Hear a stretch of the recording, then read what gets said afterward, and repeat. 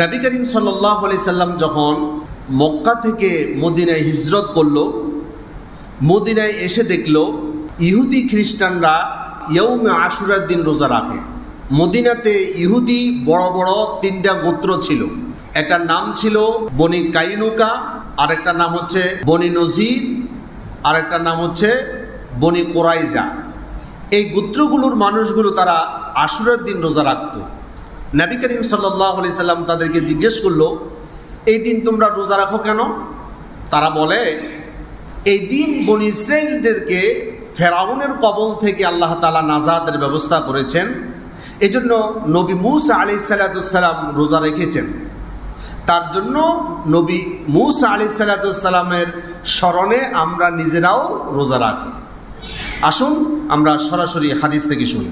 সহিহ বুখারীর হাদিস নাম্বার 2004।